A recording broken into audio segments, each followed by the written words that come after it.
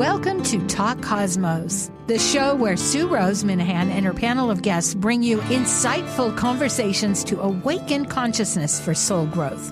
Come journey with us through astrology's energetic cycles and get ready to understand your path in the cosmic roots of the stars.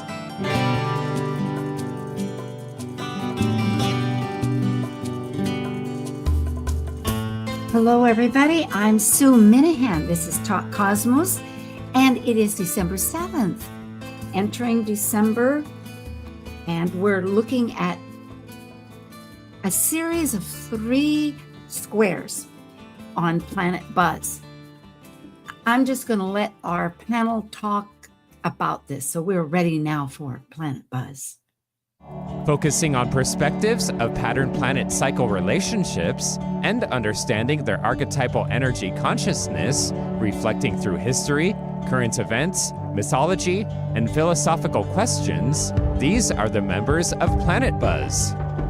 I'm Sue Rose Minahan, founder of Talk Cosmos since 2018. I'm an evolutionary astrologer, consultant, speaker, writer, vibrational astrology student, Dwarf Planet University graduate, Kepler Astrology Toastmasters Club charter member. I have a fine arts music degree plus a certificate in jazz. I'm an artist, musician, and certified color energy life coach. Especially, I love mythology and esoteric philosophies. And I'm Dr. Laura Tad. I work as a spiritually oriented psychological astrologer with students and clients around the world. As a counselor, writer, and educator, I love helping people recognize their inner strengths, take advantage of auspicious moments, and navigate times of challenge with greater ease. On my own podcast, Mythic Sky Storytime, I discuss astrology, mythology, and actualizing our full potential. Learn more at mythicsky.com. Plus, a special guest who we will introduce in just a short moment. And as the ancient Hermetic Code reveals, as below, so above. As above, so below. Hello, Laura, Dr. Tad. We're here finishing up the year. Hi. Yeah, it's good to be back for this last of our episodes this year. Yes, indeed. And we will introduce Israel Ahosi immediately. He is of London. Hey guys. Great to be here. Thank you for having me. Always. I'm so glad, from many waters, mine and yours. So Israel Ahosi, his website is sacredplanets.co.uk. He is in London, and that's sacredplanets.co.uk. Dr. Laura Tad is of mythicsky.com in Chutton in Georgia, and I'm in Hawaii here of Talk Cosmos. So Israel Ahosi is, and you can always email him at sacredplanets. Is it probably not .co? It's .co.uk. I didn't correct that. But he is he's a full-time practitioner and teacher of astrology, tarot, philosophy, esoteric teachings of traditional, medieval, psychological, and Vedic. His students are worldwide. Just go to his website because he has a whole academy there and a YouTube channel, and it's very industrious. Getting a hold of Israel is a real treat. So thank you very much. Thank you. Thank you for having me. Yeah. Well, we'll just jump into this because it is Jupiter square Chiron. And I'll just begin simply to build up the platform for people that Chiron, which is a centaur, that's one of the half animal, half horse, half human, mankind.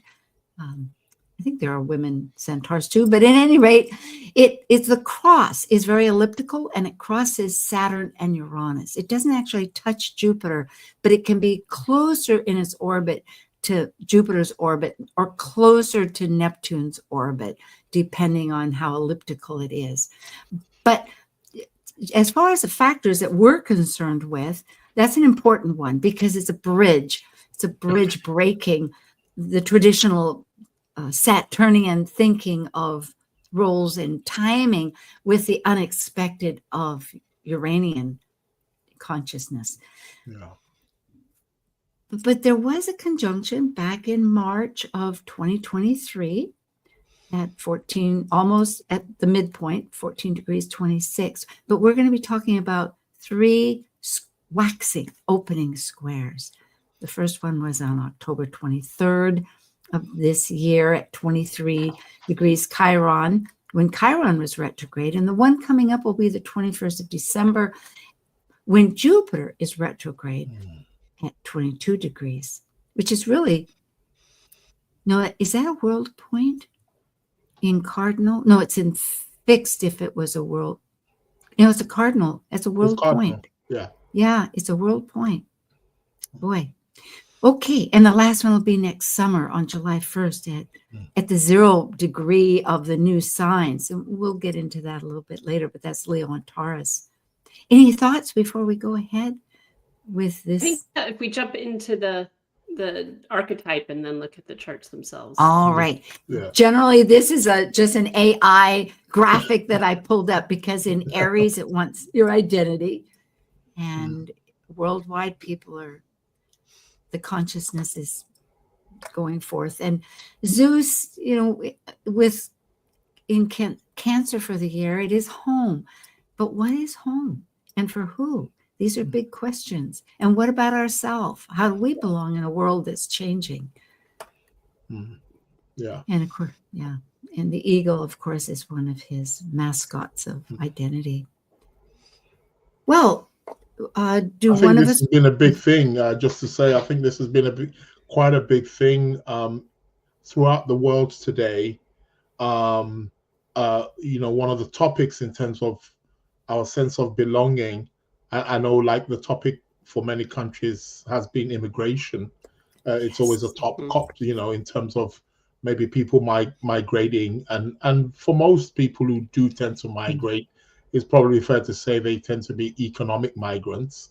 They want to go for better. But I suppose, regardless of where people migrate to, we all want to have that sense of belonging in some kind of way. Where is home? And this is why we find very often, like in places like America, for example, I often quite love, because you tend to find, people from all over the world coming there, but they seem to have a way of still having their own communities, but being a part of maybe the US or the American, the country as an establishment. But you might have Chinatown, or you might areas where the Arabs are, or Koreans are, or African Americans, and so on and so forth. So I feel that we're always trying to establish that sense of belonging. Where is home for us? So I think that's a very, very important question.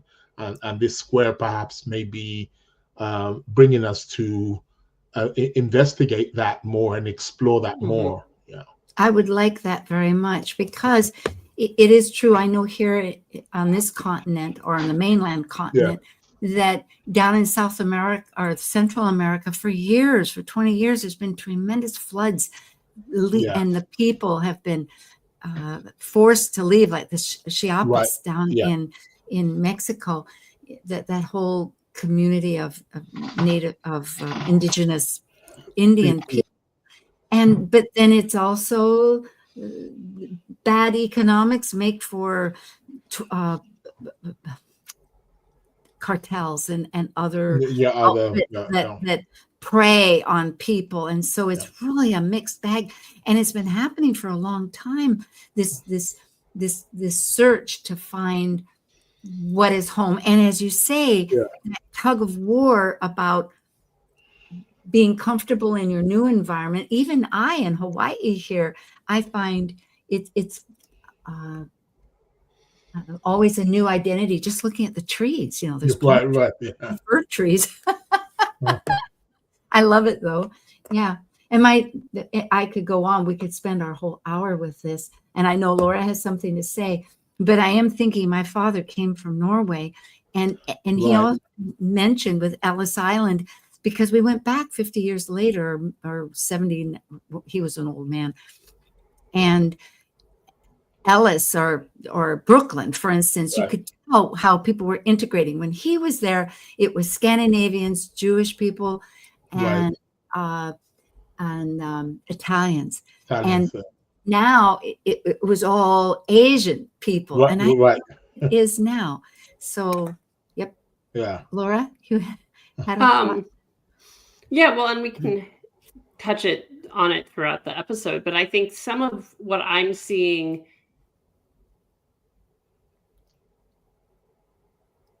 You got is muted. There's also Oh no, you're okay. It was just frozen. Yeah, you got me muted for a moment there. That there's also a revisiting of family that did immigrate. So like my sibling, my full brother and I, who are looking at getting our Polish citizenship when our grandparents immigrated. I have lots of friends that are tracing ancestry to try and get citizenship in additional countries. Oh, it's muted again. Our grandparent came is being revisited as we're then looking at returning in some capacity to why they fled. Or in my grandparents' case, got stuck in this country during World War II. Right. But that there is, as I have lots of friends who are like in the actively process of getting passports in countries that their parents or grandparents came from. Right. Yeah, and Norway doesn't allow that, but that's a fascinating. And so there is that, and there was a lot of wounding to come, right? Right. Like for whatever reason people fled, there was some wound, whether it was socioeconomic or persecution, or there was some reason people were leaving homeland and home and family and leaving family behind often, and wounding around not seeing family again. And now absolutely going back. Going to our archetypes, Chiron is called the wounded healer. He had quite a few rejections. One was his parents, because Saturn's his father, who who shapeshift into a horse. And so he is a centaur. But unlike the other centaurs, he was rejected because he was fostered by Apollo, because both his mother, the nymph, and he rejected him. And therefore, he's this master, refined teacher. But yet, the story goes because he was wounded by, in a sense, something that he had helped create. He helped Hercules, the hero, discover how to poison an arrow. But it was so incurable that when he himself accidentally got shot by it in this riot, with the centaurs, who were searching for wine, that when they were going to celebrate Hercules returning from one of his labors of ventures, he couldn't heal himself. And so therefore he had to sacrifice his life, give up his life in exchange for Prometheus, who was being, I know I'm throwing a lot of this out, I'm trying to get to the fact, but it is where we need to transform. We need to literally give something up, let it die in some sense, and rebirth it. I think I also look at Chiron and that wounded healer as homeopathic. Yeah. I like that. Right. Oh no, we're losing. I'm not sure why they're. Yeah, it seems to be cutting in and out a little bit. I have total. We can hear you now. Yeah, just lead on. We'll wait for the good parts. I don't know. I have full. Everything bars. seems to be connected, right? Yeah. Yeah, I'm not sure what's like going on. I don't have a Wi-Fi. It's like all of this. Well, Jupiter did liberate, and it is very true. At some point, try unplugging and plugging it back up, Laura. That's what Nate, our master in the back, advises. My internet is on a different floor, Sue. Okay. I know how he was saying the microphone. Oh, the mic. Maybe plug it in and plug it out sometimes. Okay. Maybe that might. Well, it is a choice. You know, Jupiter, essentially, because of Jupiter, we have free will now. And I think that is realizing that despite our wounds, if it has to do about identity and home, how do we nurture ourselves? What is it and who belongs? Can we expand our ideas that another herb from another country could be representational and say, yes, I love you. I will get to know you. Teach me your ways, rather than being security minded that won't let in other people. Yeah. And I feel we're talking about Jupiter, who's in Cancer at the moment. I feel is quite extremely significant for the US. Because in the U.S. natal chart, I believe you have Jupiter in Cancer. So Jupiter, so the U.S. is having some, a return, a Jupiter return, which we know is every 12 years. So I feel this is why we may, from that part of the world, but we're hearing it all over the world, to be quite honest. This thing about sense of belonging. Definitely. And I feel some people are feeling a bit threatened, which is totally understandable. I can understand, if you're living in a place and then all of a sudden there's foreign people coming. Like, well, who are these people? And what happens when they get here and they speak a different language and they may look a certain way and they dress different and they speak different, and all of a sudden, I'm seeing these different people in my land. So what happens? Does my existence become threatened? Are they coming to invade? Are they coming to overtake? Are they, all kinds of insecurities start coming up, which very often, and again, talking about this wound, I feel these insecurities start coming up, and sometimes it leads to rhetoric or misunderstanding. I feel just like what you were saying there. So I think there is that needing for, okay, well, we're a part of the human family first and foremost. We may come from different parts of the world and we look different and speak different, but let's learn about your culture and learn about mine. And I'm coming from a place that's such and such, or it's war torn, or I come here as an economic migrant, or whatever the case may be. But let's get to know each other, and we can, and that could also help us expand, which is also a more Jupiterian thing. But sometimes there's a lot of pain there also as well, which or things which sort of like bring up certain insecurities too, which we may be finding perhaps maybe coming with the Chiron. So it's interesting because, again, rejection. So I think a lot of people may be feeling rejected. And natal rejection, one that transfers over. Because how Cancer is wonderful at nurturing, Chiron is wonderful at teaching. So I think with those two emphases, if to use those, even within our own, of our new identity as we're struggling, because small countries can get overpopulated, it seems, in contrast, or religion. But it is reframing. Laura, did you have a... I just wonder if we should switch to the chart so there's context here. Yes. Well, we are going back to the last time, just to give a framework. 1918, just a few months before World War I, there was... before it ended. Before it ended. Thank you. That's right, because it was from 1914, I believe. 1914, for 4 years. Thank you. Big difference.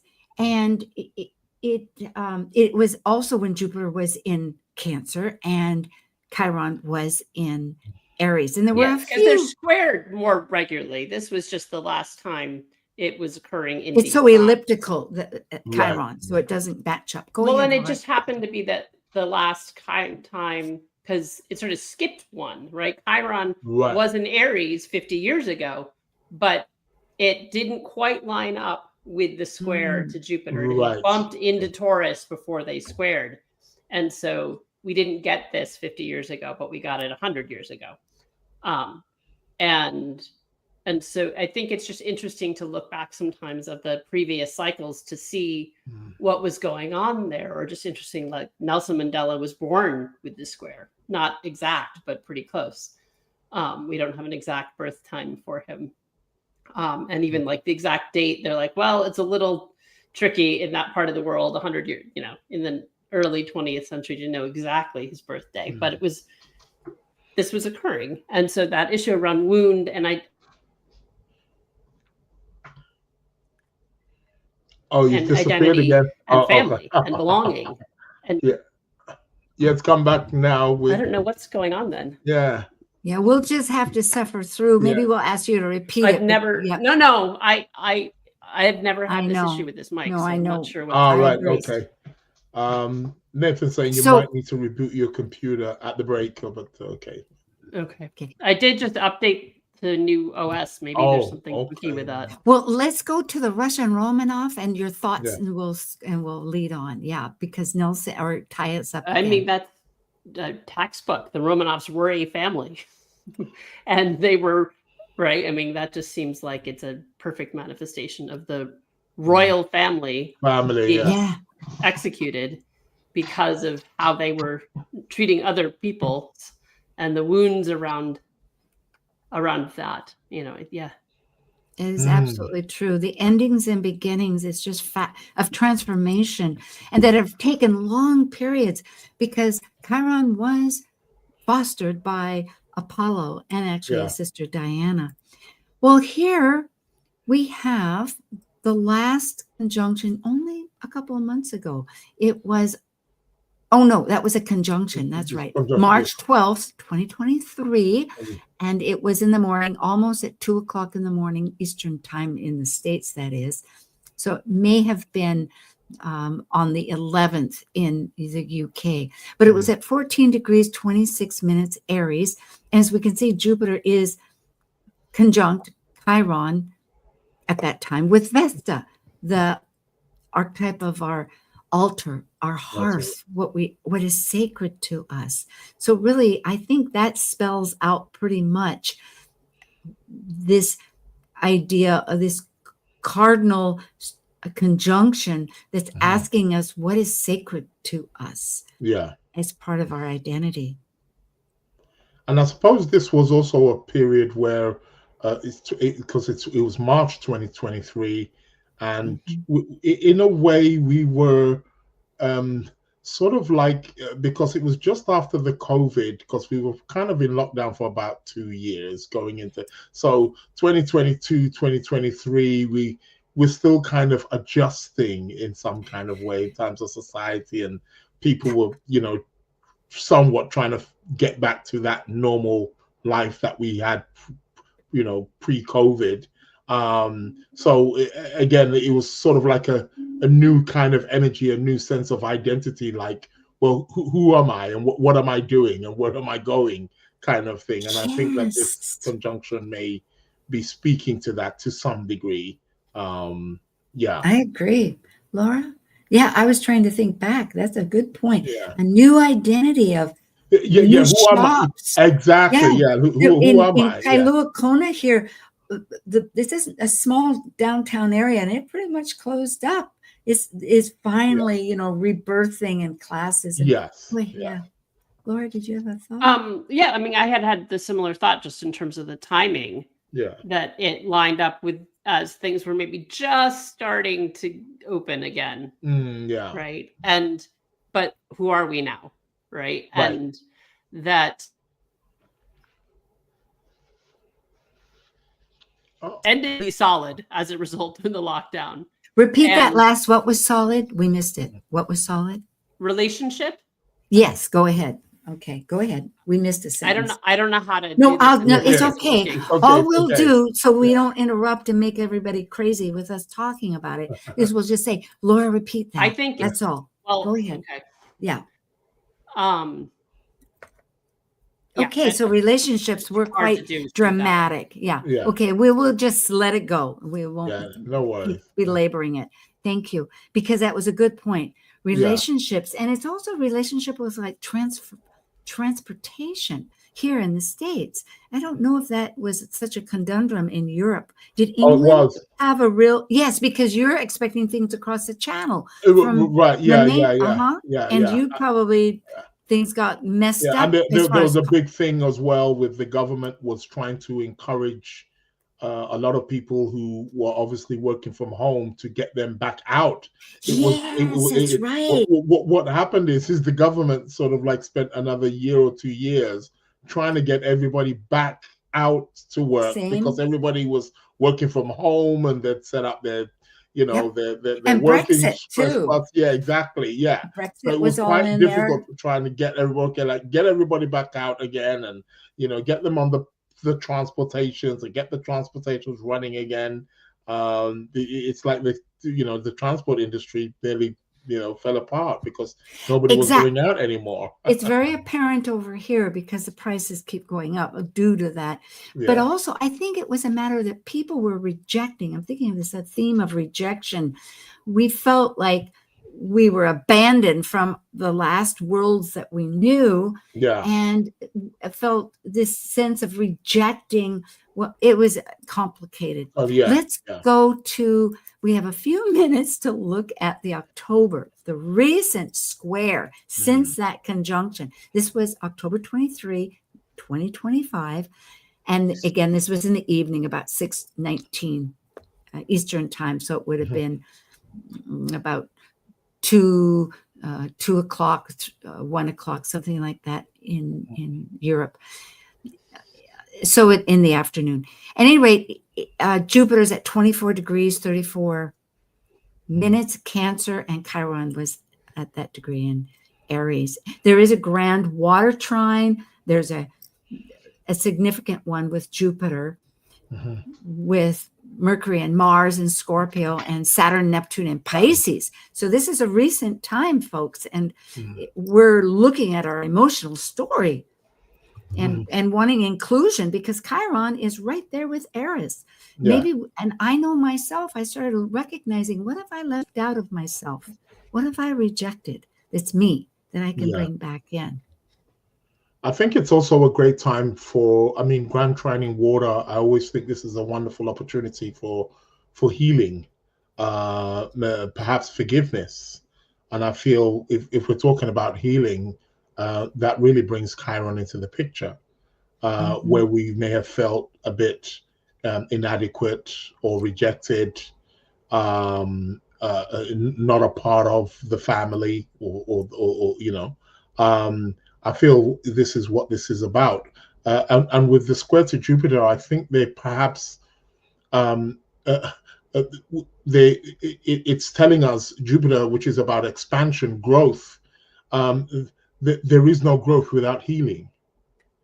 So one must heal first in order to be able to, get that growth. And I think this is what this square is really telling us on a collective level, that we're needing to expand, we're needing to grow, but we cannot do it without confronting or embracing our wounds and, the pain and the rejection. And this is, we're having to do both. Yeah.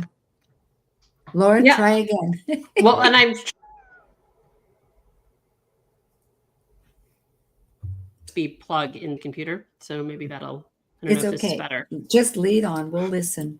We won't worry. But I think part of that too, if I think about Aries and its rushing energy, right? So Chiron and Aries wanting to get over with it already. Like, this wound, I want to be done with the healing. I want to be done. And the square to the Jupiter in Cancer, forcing it to slow down a little bit and go inward a little bit, and not vision horse blinders sort of energy that Aries can be. Right. And that you have to go out as well and in as part of the healing. The square forces the healing to have a multiplicity to it that Aries alone doesn't really allow for. Oh, I love it. This is a great moment to take a pause, get a drink of water, whatever you need, come right back. This is Planet Buzz with Dr. Laura Tad and Israel Ahosi of London, sacredplanets.co.uk, and Mythic Sky for Laura. We'll be right back. Thank you. While we take a break from this week's edition of Talk Cosmos, let's take a look at this cycle's archetype. We are currently in the Yang period of Sagittarius, ruled by the largest of all planets, Jupiter, the Roman god, or Zeus by the ancient Greeks.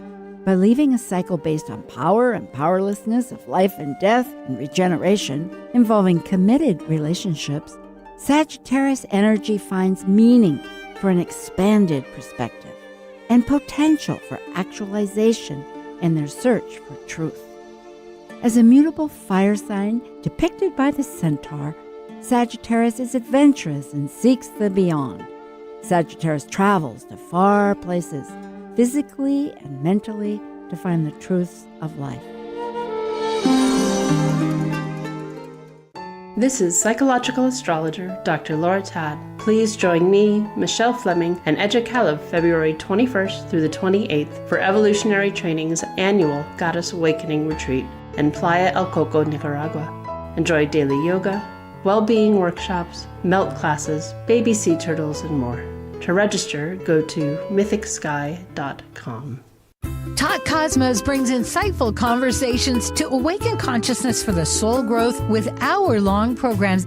Talk Cosmos weekly programs are also available to watch live on the Talk Cosmos YouTube channel and Facebook page. While you're there, make sure you click the like and subscribe buttons so you get the full Talk Cosmos experience. Or if you'd rather listen to the show archives with audio only, the entire podcast collection since 2018 is available on most podcast carriers. And to find out about upcoming programs, sign up for the newsletter at talkcosmos.com. So grab your coffee, tea, or kombucha and enjoy the show. This is Martha Norwalk, every Sunday morning, beginning at 9 a.m. Thanks in part to Natasha Venter at intuitiveclarifications.com, we cover the world of animals. This week, December 14th, we've got one more show with Dr. Nels Rasmussen and Sister Linda Rasmussen together here on Animal World. We'll take your calls and do free remote treatments as usual, but you need to be here to find out about the big changes coming up in the new year. Martha Norwalk's Animal World, Sunday morning, 9 a.m. to noon, right here on Alternative Talk, AM 1150. Make us part of your daily routine. Alternative Talk 1150. Hi, everybody. We're back again, and we will begin our little beginning at the halfway. Laura's checking on her equipment, so she'll be back. Israel Ahosi, London, England, sacredplanets.co.uk. Okay. And you have that YouTube at .com at the Lunar Lounge Podcast. That's the correct. Whole thing. Yeah. So here is your website, and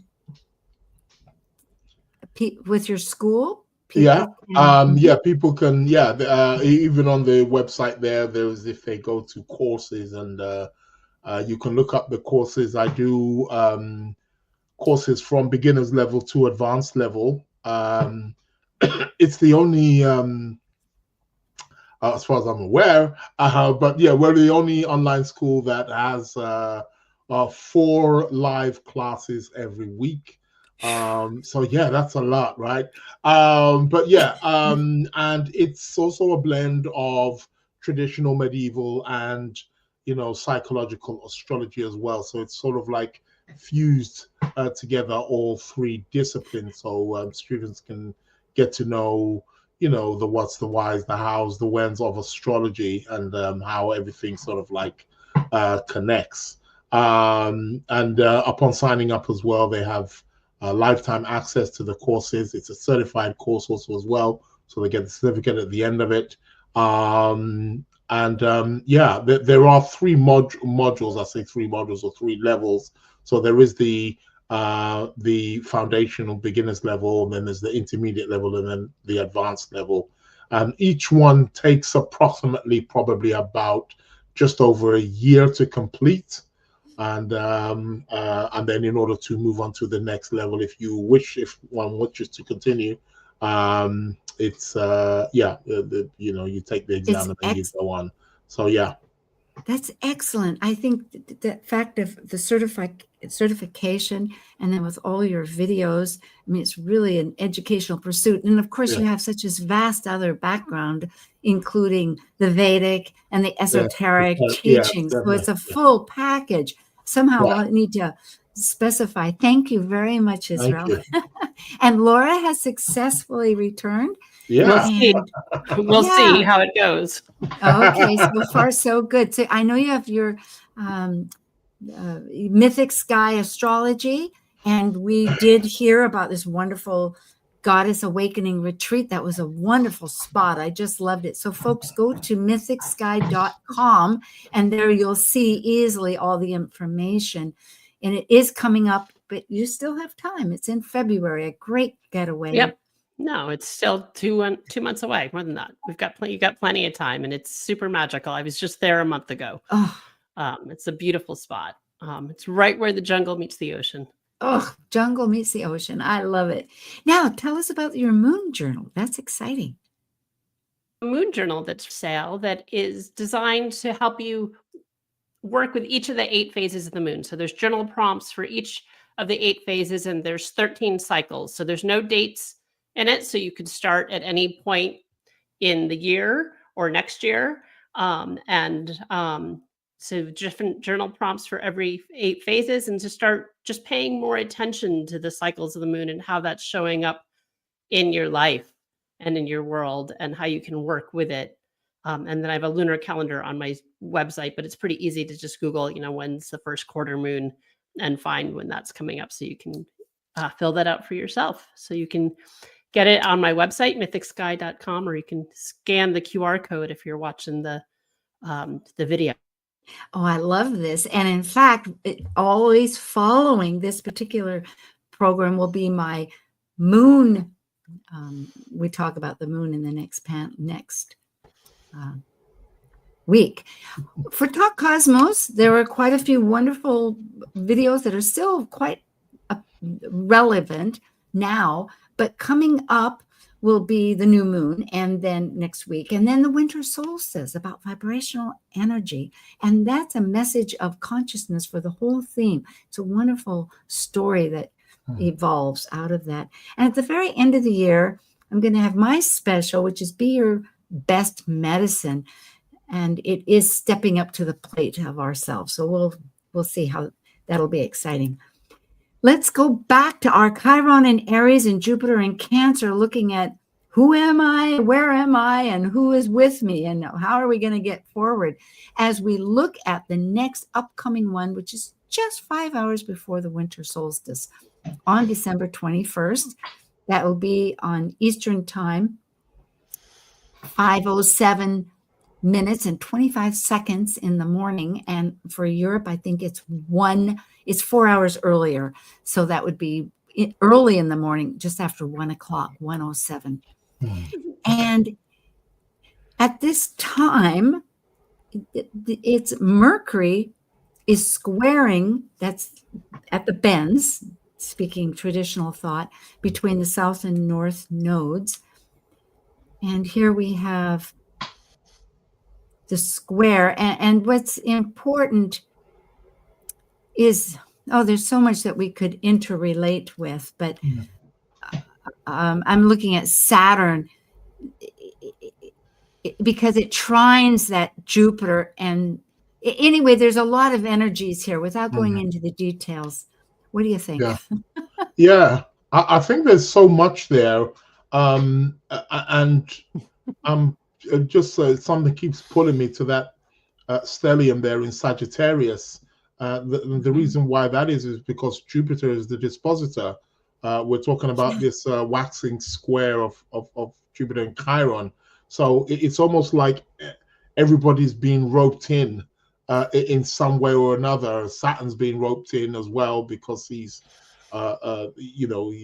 squaring those planets in Sagittarius, but he's also trining Jupiter as well.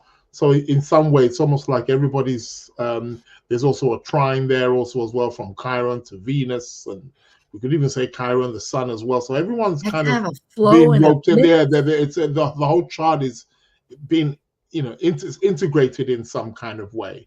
But I feel with, when planets go retrograde, and in this case, we're seeing here that Jupiter's going retrograde. I think he went up to about 25, 26 degrees of Cancer, and then he's coming back now. I feel, and Chiron is retrograding too, but I feel this is really about, when we see retrogrades, it's almost like there's a going back over something. There's something that we have to relearn or something which we have to revisit again. And I feel this is really going to be questioning our Jupiter, who represents confidence and Chiron, which is the wounds, which is our vulnerability. So I think this can be, I'm coining it confidence versus vulnerability sort of thing.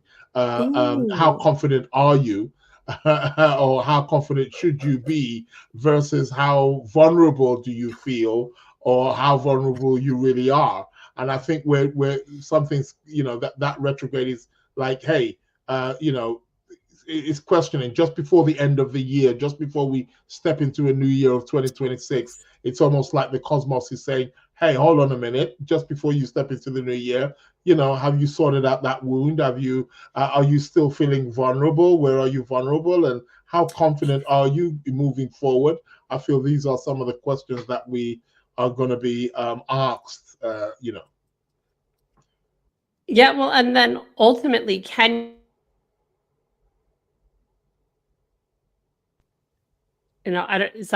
you guys able to hear me? No, repeat that just once more. Yeah. Go ahead, repeat. Are you comfortable with vulnerability? Oh, yeah. Exactly. Because where in the wound have we forgotten to nurture ourselves? I'm finding that very true with me. I'm as you both are speaking, I'm realizing that this wave has been surging through me, as I'm sure with others. It happens to be, and I was going to remind people, look at your chart. That Chiron is opposite my moon. So my moon's in this great T-square of like, okay, because moons are needy. Moons want something, which ultimately with Cancer, and with Chiron, we can learn, or with even Ceres, we can learn to nurture ourselves. And what is being nurtured? Is that something that has already been done? Or are we just kind of crying the blues, like the roof is falling down or something? Or is it real? Anyway, how can we expand? I like that idea. Yeah. How can we expand to grow? Because we can't heal until we can't grow until we heal. Combining what you both said from the last one, which I absolutely love. So yes, the confidence. Oh boy, here we go. And it's all thinking process, but it's integration. It's going to be a push-pull. Yeah. Oh boy, let's go to the next, shall we?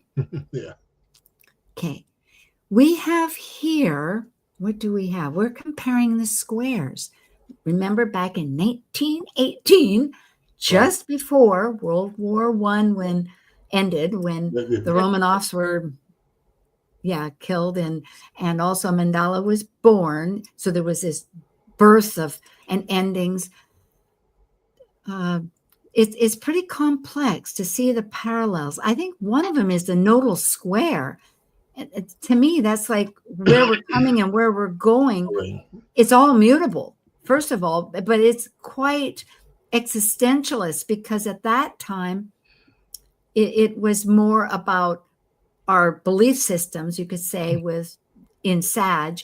And now it's more like, how are we becoming one? How are we mobilizing this unity of our common humanity? Would be a beautiful thing to think about. Yeah, I think we're definitely going to be getting echoes of that First World War. Sorry. With what I find with mutable sign energy is things tend to repeat.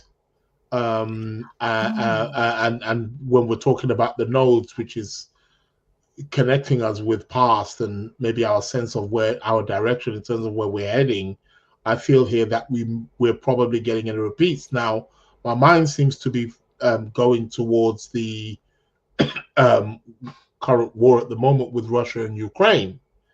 Yes. Of course, end of the First World War, then we have the situation with the, with the families being executed and stuff. And, so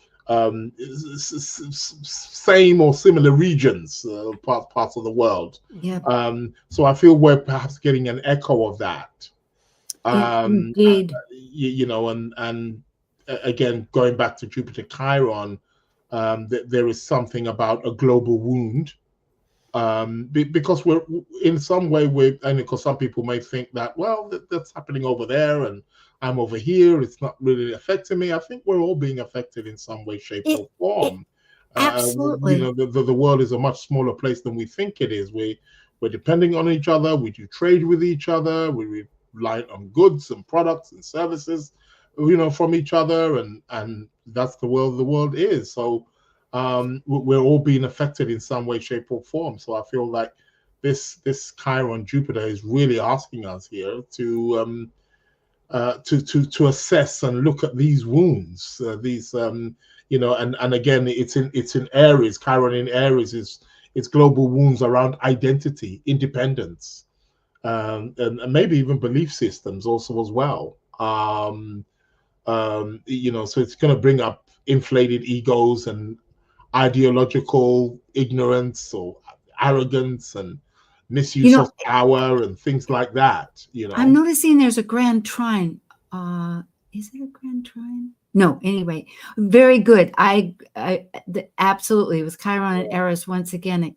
And look at that. Chiron is not only with Eris now, but Chiron was with the moon then. So there's these double signatures of inclusion in that. Laura, something before we skip on? No. Yes. No, I think Israel said a lot of what I was seeing as parallels. Oh, good. Yeah.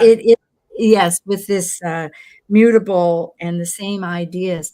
Well, we're looking at the next one, which is comparing the recent conjunction with this upcoming square to see possibly if we find something there. I wrote out a list of ideas, but there's a few things that are happening. Of course, with 23 is on the inside and December 21st is on the outside. Right. And we see. So when we met before the show, Sue, the two things that jumped you've got there, at least for DC, we got Mars on the ascendant. Almost, pretty tight conjunction to the ascendant, but that the moon is an exact square to the conjunction. The moon for the 21st at 14 degrees Capricorn will be squaring the conjunction at 14 degrees Aries that occurred. And that'll be anywhere. Years ago. Yes, anywhere around the world. That is, which the moon also represents the public, which I know you do some. Yes. And so that's very significant. Besides our own emotional needs and our story, and it's ruled by Jupiter, we're really, it does help that global concept. Yeah. And particularly in Capricorn, which has about authority and rules. And again, and it tells about, you've both been talking about, is that in Capricorn, we tend to think more, eliminate what might be superfluous to what's fundamental, and emotions maybe kick out of the picture a little bit. But the moon wants to feel that, needs to understand who's the authority, what's the authority. And I mean, I found natally, moon and Capricorn people are some of the most sensitive people that I know.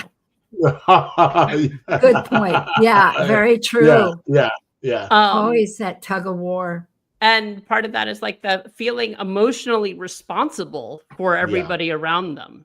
Oh, yes. Big. Right. And so again, we get into that idea of family and community is like feeling emotionally responsible for other people's needs. And that wound around if that is or isn't being met, and who is or is not responsible or should be held accountable for that, I think maybe become part of the story that we see unfold. And it is unfold. It is unfolding. Yes, on a global newsworthy basis. As I'm remembering that we're talking from the conjunction. Let's go to the next one. Here, unless somebody has something they need to say. Okay. No. The next one will be in half a year, July 1st, 2026, when both of these planets ingress their next cycle. For Chiron, that'll be an extended period of time, not as long as in Aries. Aries and Pisces are both 8 years, and it's very elliptical, so it starts to dwindle in its time length, but it'll still be several more years. And Jupiter will be for its annual cycle in Leo. These are fixed signs. It's leadership, it's resources, it's quite, it's a strong emphasis. And the nodes are just about to tip into because they go retrograde into the next Leo. Well, and then Chiron's the point of Thales to them. Oh, yes, beautiful. Where is that? Right. Chiron at 0. Oh, yeah. Sextile and trine. to the nodes, into the Sextile opposition of the trine to nodes. Yeah. So So it, in some ways, this feels like the one with the most potential to heal. Right. Well, we'll have to do our work now. I love that idea because we'll have to. It's going to be leadership. It's going to be using our resources and for survival and creativity, all these great things. But right now we have this ability, this mutable time to really make those, to find out where we're being nurtured, how we need to, who belongs, and etc. We could look at this. This is from 1918 square with July, and it seems pretty packed. Here we have Chiron again at the point of Thales, of that healing point between past and present. But we also have Neptune, which I think we need to jump into more of a spiritual context with the universe, however we look at that, but realize that everything isn't laid out in the material, the inspired realms of life. Did I leave us open? Yeah.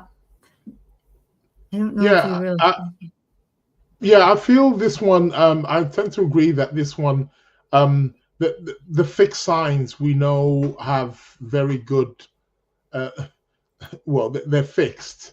So they have endurance and stamina. So I'm inclined to agree with you there, when you said that this is the perhaps maybe the greatest one to be able to heal, because a lot of that fixed sign energy here. And, from the 1918, it seems to also, rhyme with the fixity also as well of the Chiron, the Jupiter Chiron square for 2026 also too. I mean, a question would be to maybe pose as what was the, because I feel the world kind of, although, all right, that was the end of the First World War, and we did have a Second World War from 1939 to 1945, but I feel the world has done quite well, to be quite honest, since then. I mean, a lot of countries have come together since then and made great alliances and stuff. And of course, there's always going to be wars, I feel. And it's been pretty good, and maybe until recent, with the, but I feel maybe the world has healed quite well. But I feel this could also be telling us here that, that endurance to be able to go into that new cycle of healing. I think so. With the endurance, and it'll be a passionate thing. We have Pluto here. It'll be quite passionate. Well, we have, before the music begins, we've been talking about essence of identity, migrations. Where do we belong? Who belongs? What's home? How to protect it? What does it mean? Can we be a good host? That's a very ancient, back to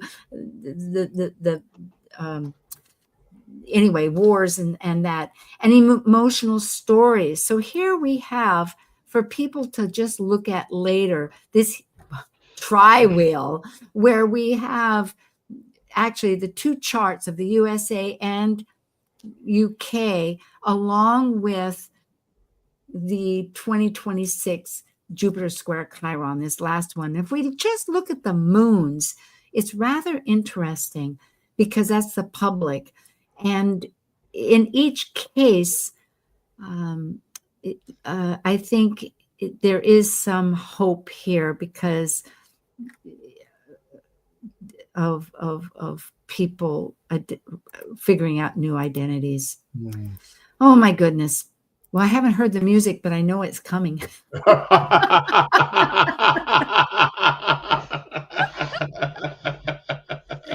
Is that a good note to end on? Better to be early. But yeah, no. I feel this is definitely a very important time in history and great awakening. Can you hear the music there? Oh, awakening! Yes. Well, good takeaways are no growth without healing, right? And that it is complex. That it isn't just the cycle that we think. We need to let the detours happen, right. And how to nurture ourselves and to have that confidence of the vulnerability.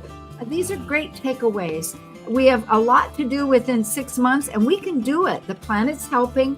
There's going to be changing back once going direct. May your holidays, may your worlds bring you light. Thank you, Israel. Thank you. Ahosi. Always a pleasure. And thank you, Dr. Tad. And remember, life does love you. It does keep changing, but it wants our best. So may we help each other. Okay. Thank you. Thank you for joining an insightful conversation on Talk Cosmos, the show where Sue Rose Minahan and her panel of guests awaken consciousness by connecting soul growth patterns with astrology's energetic cycles. Be sure to tune in next week, same time, same place, to continue your journey through the roots of the cosmic pathway.